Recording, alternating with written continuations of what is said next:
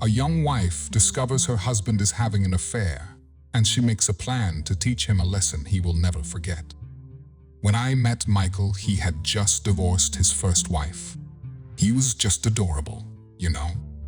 The sweetest guy with the cutest dimples, and I just fell for him straight away. So, we started dating, and one thing led to another. And before I knew it, I was married, with 3 stepchildren and a mangy cat. Another thing I didn't know was that Michael was a compulsive cheater. Married life wasn't quite what I'd imagined it would be. I thought there would be lots of cozy evenings, sitting around sipping wine after dinner, talking about our respective day. Forget it. By the time the honeymoon was over, so was the romance. Michael started working late, and his ex-wife started dating, and his kids started spending every weekend with us. I wouldn't have minded, really, but they are absolute little monsters. Tiana is 15, and she hates me. She hates the world, basically, but me especially. In the beginning, I had a talk. Told her when I met her dad he was already divorced. I wasn't the one he cheated with. She didn't care. I was replacing her mother, so I was the enemy. Before we continue, make sure to subscribe, hit the like button, and click the notification bell for more amazing stories. Mike Jr. is 13, and he lives playing video games, which would be okay, keep him out of my hair.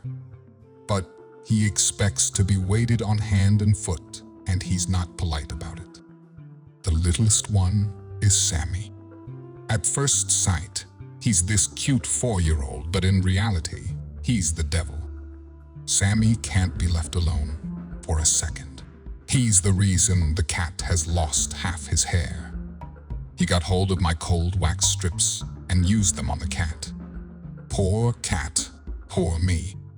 And did I mention he also wets the bed?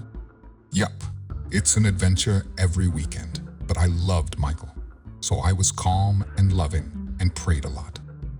Not that Michael was ever there.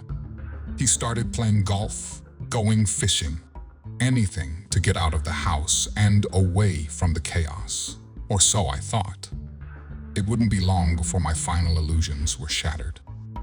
Michael came home one Wednesday and told me he'd be going to Atlantic City for a work seminar on Friday morning and wouldn't be back before Monday. I panicked. "But the children," I whined. "You have to call Dorothy." But he just shook his head. Dorothy had already said this was his weekend, so no dice. I was getting stuck with the 3 terrors on my own. Thursday night, Michael was in the shower, and I was packing his bag when his phone rang. A few minutes later, a series of pings announced a flurry of messages. I hesitated. Then I did the wrong thing. The thing my mother told me nice girls never do. I read the messages. To make a long story short, it was from a woman called Amber, telling him she'd confirmed their getaway. She had managed to convince someone to rent them a romantic little seaside cottage on the Jersey Shore, an hour's drive from the city. The address followed, along with a description of what Amber intended to do to him once they got there. Instead of falling apart when she discovered her husband's cheating, our reader kept her cool and came up with the perfect revenge. I carefully replaced the phone where Michael had left it and went down to finish fixing dinner. While I turned the roast, I started planning on how to fix Michael, teach him a lesson he'd never forget. When Dorothy dropped off the children at 7, I was ready.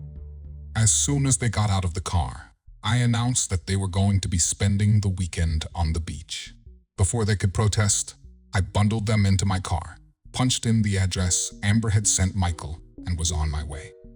An hour and a half later, I was pulling up in front of the most adorable, romantic cottage. Michael's car was parked out front, next to the kind of sleek little red convertible single girls with long nails and short skirts usually drive. I got out of the car and shoved the kids out. Tiana was tossing her hair, looking sour. Mike Jr. was playing some game on his phone, and Sammy was sticking some object up his nose. I didn't look too closely. "Children," I said brightly, "Dad's already here. I need to go pick up some groceries. So you go on, ring the bell. I'll be back soon. I shoved their bags into their hands and pushed them towards the door. I hopped into my car and drove off giggling.